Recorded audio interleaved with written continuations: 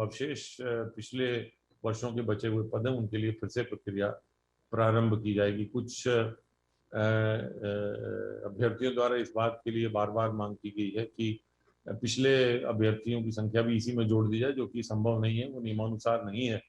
जितने अभ्यर्थियों के लिए विज्ञापन किया गया है उतने ही अभ्यर्थियों की नियुक्ति की जाएगी। वह वैकेंसीज अवशेष रहेंगी, इसके पश्चात पुनः नई नियुक्ति का प्रोसेस शुरू किया जाएगा। इसके साथ साथ ये भी बताना है कि अभी तक जो नियुक्तियां हुई हैं उनमें अन्य पिछड़ी जातियों का लगभग, पिछड़ी और अन्य पिछड़ी जातियों का लगभग 18,898 का जो मानक बनता है उसके विरुद्ध 31,000 से अधिक नियुक्तियां पिछड़ा और अन्य पिछड़ा वर्ग में की गई। इस प्रकार उनका आरक्षण जो है वो संख्या से अधिक आरक्षण उन्हें जो है पदों की नियुक्तियां की गई, इसलिए वो भी उनका जो बिंदु है वो निराधार है। इस संबंध में सभी अभ्यर्थियों से अपील है कि वो आगे आने वाले जो एग्जाम्स हैं उनकी तैयारी करें और प्रदेश सरकार मिशन रोजगार के अंतर्गत निष्पक्ष और पारदर्शी तरीके से नियुक्ति की प्रक्रियाएं उत्तर प्रदेश सरकार ने शुरू की हुई हैं और उन्हें समय अनुसार इसी पारदर्शी और निर्विवाद तरीके से पूरा कराया जाएगा। इसी प्रकार से किसी भी चयन प्रक्रिया में किसी प्रकार की कोई अनियमितता नहीं होने दी जाएगी और ये सभी अभ्यर्थियों को अपनी तैयारी करके अपने अगले एग्जाम में उपस्थित होना चाहिए। मैं फिर से ये बताना चाहूँगा कि प्रदेश में कोरोना संक्रमण अब नियंत्रण में है और माननीय मुख्यमंत्री जी के नेतृत्व में जो 3T का मॉडल अपनाया गया, जिसमें ट्रेस, टेस्ट और ट्रीट के साथ साथ जो अभिनव प्रयोग किए गए, जिनमें कि निगरानी समितियों को जोड़ा गया, जिनमें कि टेस्टिंग को एग्रेसिव रखा गया, घटाया नहीं गया, और जिसमें कि टीकाकरण की गति को तेज किया गया, ये सभी उत्तर प्रदेश मॉडल के जो अवयव हैं, जो कि उसके अंश हैं, वो माननीय मुख्यमंत्री जी के स्वयं के निर्देशन में और स्वयं के उनके निरीक्षण में उनके द्वारा माननीय मुख्यमंत्री जी द्वारा खुद 40 जनपदों और 18 मंडलों का खुद जाकर निरीक्षण किया गया। गाँव में जा जाकर उनके द्वारा जो हमारे कंटेनमेंट जोन हैं वहाँ गए, उनके द्वारा मरीजों से बात की गई, चिकित्सकों से बात की गई, सभी व्यवस्थाएं उनके द्वारा खुद देखी गई और उनके निर्देशन में जो इस प्रकार के ये व्यवस्था हुई है, जो मॉडल निकल के आया है, उस मॉडल की वजह से आज उत्तर प्रदेश में संक्रमण बहुत घट गया है और प्रदेश सरकार जो भी विशेषज्ञों द्वारा कहा जा रहा है अगली लहर के लिए भी समुचित तैयारियां साथ साथ कर रही है। धन्यवाद।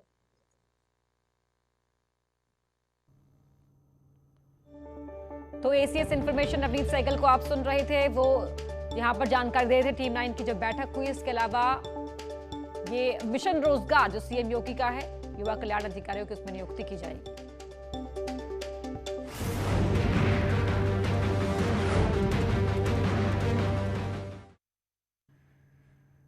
आज संसद का मानसून सत्र शुरू हो गया, लेकिन सत्र शुरू होते ही संसद के दोनों सदनों में विपक्षी दलों के सांसदों ने हंगामा शुरू कर दिया।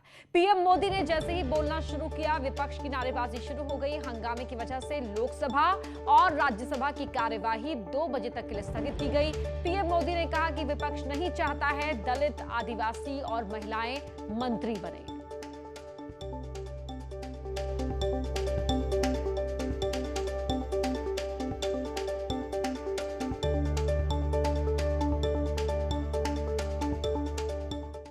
पीएम मोदी ने सत्र के पहले से कहा कि कोरोना के खिलाफ लड़ने के लिए बाहुबली बनने का एक ही उपाय है, अपनी बाह पर वैक्सीन लगवा लीजिए। पीएम ने कहा कि मैंने सभी फ्लोर लीडर से आग्रह किया कि अगर कल शाम को समय निकाले तो कोविड के संबंध में सारी विस्तृत जानकारी उनको भी देना चाहता हूं। लोकसभा में पीएम मोदी ने विपक्ष पर निशाना साधते हुए कहा कि दलित मंत्री बने, देश की महिला मंत्री बने, देश के ओबीसी मंत्री बने, देश के किसानों के बेटे मंत्री बने। देश की ये बात कुछ लोगों को रास नहीं आती है। राज्यसभा में पीएम मोदी ने कहा सदन में महिला मंत्रियों का परिचय हो रहा था, लेकिन वो कौन सी महिला विरोधी मानसिकता है जिसके कारण इस सदन में उनका नाम भी सुनने को तैयार नहीं है। मंडल में इंट्रोड्यूस समझा जाए। आपकी सदन की तो आज संसद के सत्र की शुरुआत हंगामे के साथ हुई। विपक्ष ने हंगामा जारी रखा। जिस वक्त प्रधानमंत्री संबोधित कर रहे थे, अपनी बात रख रहे थे, उस वक्त भी ये हंगामा लगातार चलता रहा। इसी हंगामे पर निशाना साधते हुए प्रधानमंत्री ने सदन के अंदर कहा कि आज जब महिला मंत्री बन रहे हैं और ऐसे में महिला विरोधी ये कैसी मानसिकता है जो उन महिला मंत्रियों का नाम भी सुनने को तैयार नहीं। ऐसे वो कौन लोग हैं जिन्हें दलित मंत्री रास नहीं आ रहे हैं, जिन्हें ओबीसी से कोई मंत्री बने ये रास नहीं आ रहा है। महिला मंत्रियों का परिचय कराते वक्त ये हंगामा जो लोग कर रहे हैं वो साफ दिखता है कि वो महिला विरोधी मानसिकता वाले लोग हैं। इसके अलावा कोविड पर भी प्रधानमंत्री ने यहां अपनी बात रखी।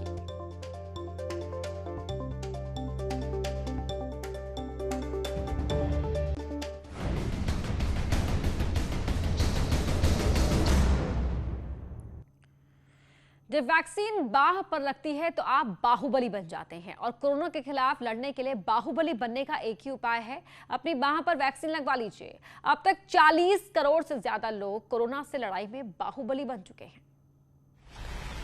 और जब वैक्सीन बाहु पर लगती है तो आप बाहुबली बन जाते हैं और कोरोना के खिलाफ लड़ने के लिए बाहुबली बनने का एक ही उपाय है कि आपके बाहु पर वैक्सीन लगवा दीजिए। अब तक 40 करोड़ से ज्यादा लोग कोरोना के खिलाफ लड़ाई में बाहुबली बन चुके हैं। पीएम ने कहा कि मैंने सभी फ्लोर लीडर से आग्रह किया है कि अगर कल शाम को समय निकाले तो कोविड के संबंध में सारी विस्तृत जानकारी उनको भी देना चाहता हूं। मैंने सभी फ्लोर लीडर से भी आग्रह किया है कि अगर कल शाम को जो समय निकाले तो पैंडेमिक के संबंध में सारी विस्तृत जानकारी उनको भी मैं देना चाहता हूं। तो हम सदन में भी चर्चा चाहते हैं। लोकसभा में प्रधानमंत्री ने कहा कि दलित मंत्री बने, देश की महिला मंत्री बने, देश के ओबीसी मंत्री बने, देश के किसानों के बेटे मंत्री बने। देश में ये बात कुछ लोगों को रास नहीं आती है। दलित मंत्री बने, देश की महिला मंत्री बने, देश के ओबीसी मंत्री बने, देश के किसानों के बेटे मंत्री बने, ये बात कुछ लोगों को राज नहीं आती है। प्रधानमंत्री ने कहा कि सदन में महिलाएं जो मंत्री बनी हैं उनका परिचय हो रहा है। वो कौन सी महिला विरोधी मानसिकता है कि जिसके कारण इस सदन में उनका नाम भी सुनने को तैयार नहीं है। इस सदन में महिलाएं जो मंत्री बनी हैं उनका परिचय हो रहा है।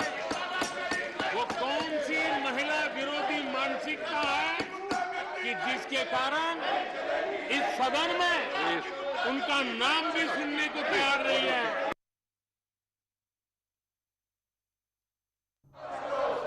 इस सदन में तो विपक्ष की सोच महिला विरोधी है क्योंकि वो महिला मंत्रियों के नाम भी सुनने को तैयार नहीं है। जिस वक्त महिला मंत्रियों का परिचय कराया जा रहा था सदन के अंदर, उस वक्त वो हंगामा ये बताता है कि ये महिला विरोधी मानसिकता है।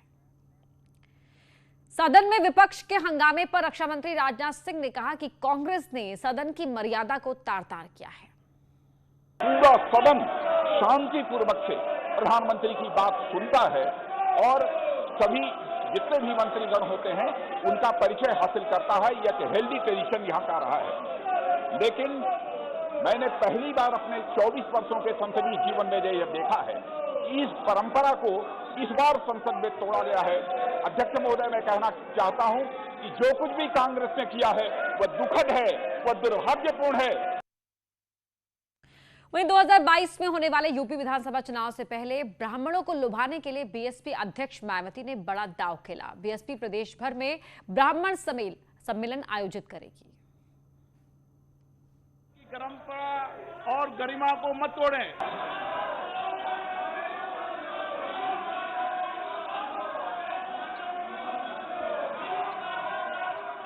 श्री सतीश चंद्र मिश्रा जी के नेतृत्व में इनकी धार्मिक भावनाओं को भी ध्यान में रखकर ये अभियान अयोध्या से शुरू किया जा रहा है।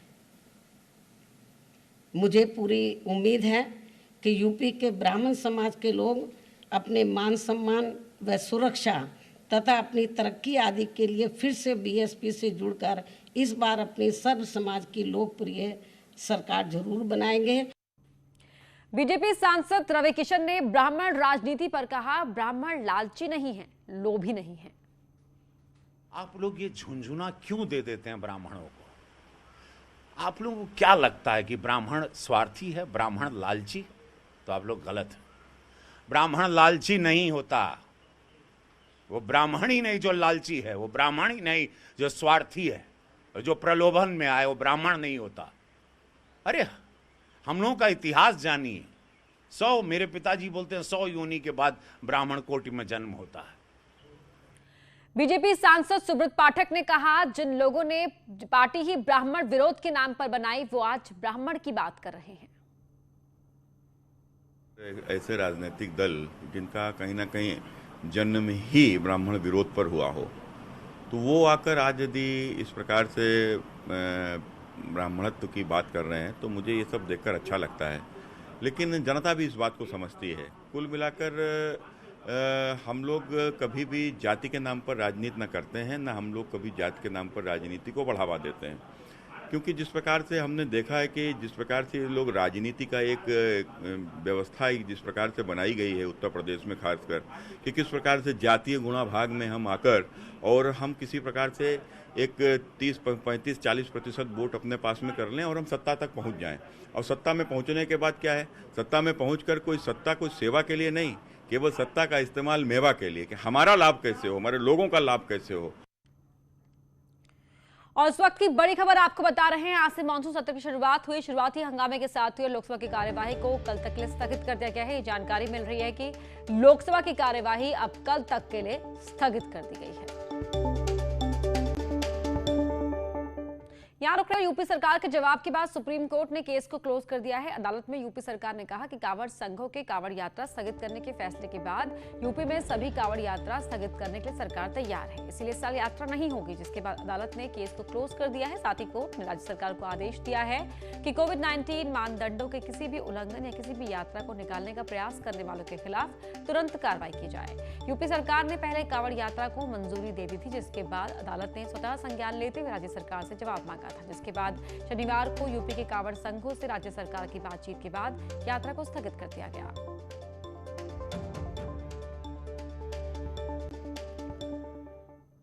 बकरीद और जानवरों की कुर्बानी के लिए योगी सरकार ने गाइडलाइन जारी कर दी है। सरकार ने कोरोना के संक्रमण को देखते हुए सभी धार्मिक स्थलों के लिए भी दिशा निर्देश जारी किए, जिसके मुताबिक किसी भी धार्मिक स्थल में सामूहिक रूप से भीड़ इकट्ठा नहीं की जा सकती है। सीएम योगी ने सख्त आदेश दिया है कि कोविड को देखते हुए ईद के किसी भी आयोजन में 50 से ज्यादा लोग जमा ना हो। इसके अलावा ये सुनिश्चित किया जाए कि कहीं भी गौवंश या अन्य प्रतिबंधित जानवर की कुर्बानी ना हो। ऐसा होने पर संबंधित शख्स या परिवार पर कानून के मुताबिक सख्त कार्रवाई की जाए।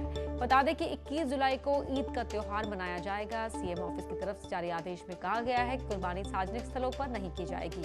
इस दौरान साफ सफाई का विशेष ध्यान रखा जाए और प्रशासन के दिशा निर्देशों का सख्ती से पालन हो।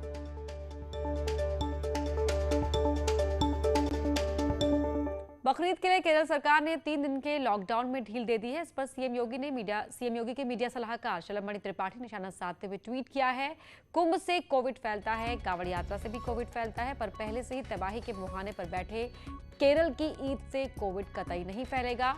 तथाकथित प्रबुद्ध खामोश हैं।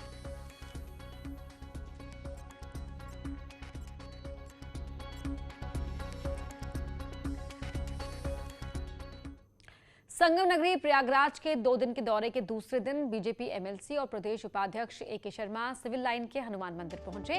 यहां पर उन्होंने हनुमान जी का दर्शन किया और शिवलिंग पर जलाभिषेक कर आशीर्वाद लिया। इस मौके पर उन्होंने कहा कि संगम नगरी प्रयागराज से उनका 40 सालों का नाता रहा है। कहा 1979 और 1980 में जब वो प्रयागराज शिक्षा ग्रहण करने आए थे, तब से यहां आने जाने का सिलसिला जारी है। उन्होंने कहा है कि अपने इस दौरे में वो अपने पुराने मित्रों, पार्टी कार्यकर्ताओं और विद्यार्थियों से मुलाकात करने आए हैं।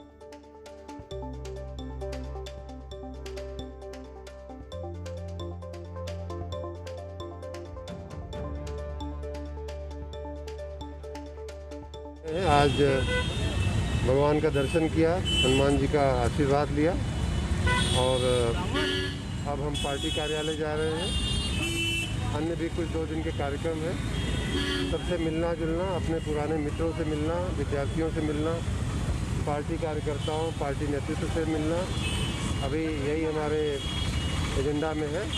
आगे की बातें अयोध्या के रुदौली में एसपी के पूर्व विधायक अब्बास अली जैदी रुश्दी मियां ने मंदिर की आधारशिला रखी। इसके लिए पूर्व विधायक ने 11,000 रुपए की आर्थिक मदद भी की, जिसकी लोग तारीफ कर रहे हैं क्योंकि उन्होंने हिंदू मुस्लिम एकता की मिसाल पेश करने का काम किया है।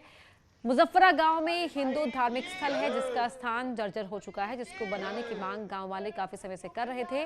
इसकी सूचना मिलते ही पूर्व विधायक अब्बास अली जैदी गांव पहुंचे और लोगों के साथ राय मशवरा कर मंदिर की आधारशिला रखने का काम किया है। इस दौरान मंदिर में वैदिक मंत्रोच्चार के साथ पूजा अर्चना हुई, जिसमें पूर्व विधायक भी शामिल हुए। इस बुलेटिन में इतना ही। खबरें जारी हैं।